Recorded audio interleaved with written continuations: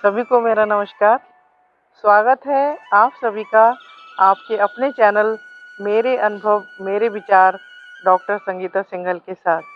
आज 21 जून को हम सभी योग दिवस मना रहे हैं।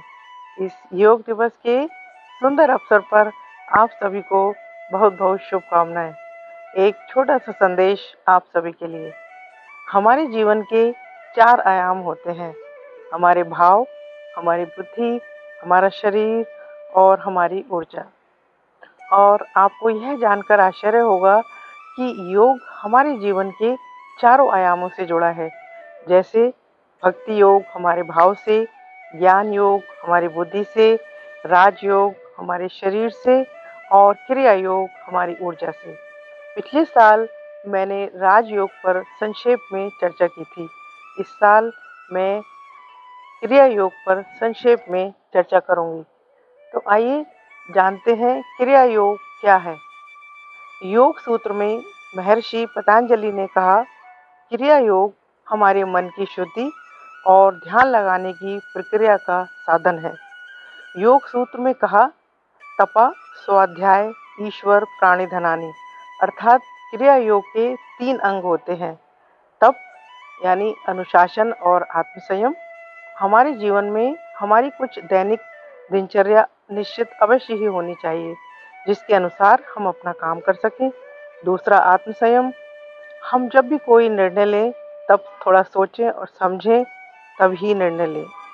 दूसरा है स्वाध्याय, अर्थात हमारे विचारों का निरीक्षण होते रहना चाहिए और साथ ही हमारे धार्मिक ग्रंथ जैसे वेद, गीता, उनका भी अध्ययन होना चाहिए और उसके साथ मंत्रों का उच्चारण भी हमारे जीवन में अवश्य ही होना चाहिए।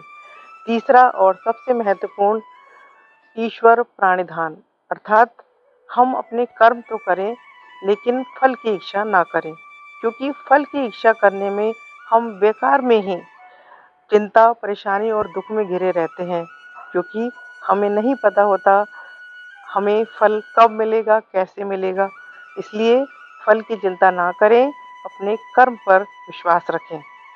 अगर हम क्रिया योग को एक लाइन में कहें तो अनुशासन प्लस आत्मचिंतन प्लस ईश्वर समर्पण, बस यही है क्रिया योग। अब तो आप समझ ही गए होंगे क्रिया योग क्या है। अब सबसे बड़ा प्रश्न ये उठता है कि हम क्रिया योग कैसे करें। मेरा अनुभव कहता है, और जिसे मैंने लगभग 25 सालों से अपने जीवन का अंग बनाया हुआ है, अपने सभी कामों से थोड़ा जल्दी उठें, 10 से 15 मिनट प्राणायाम करें और 10 से 15 मिनट ही मेडिटेशन करें। उसके बाद पूरे दिन में अपना पक्ष रखने से पहले, चाहे आप परिवार में हैं अपने, चाहे समाज में हैं और चाहे अपने काम पर हैं, थोड़ा सोचें, रोकें और निर्णय लें।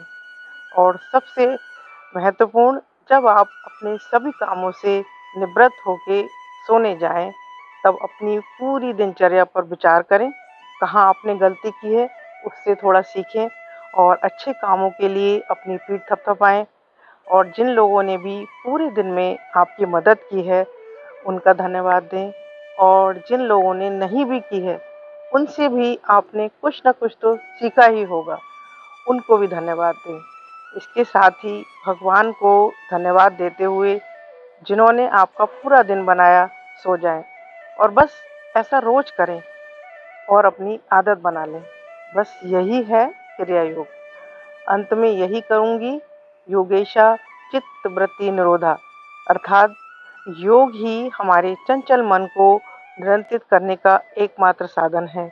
इसलिए योग करते रहिए और हमेशा ही सकारात्मकता की मुस्कान को अपने साथ रखिए। तो फिर मिलती हूँ मैं अपने अगले अनुभव के साथ। तब तक के लिए सभी को नमस्कार।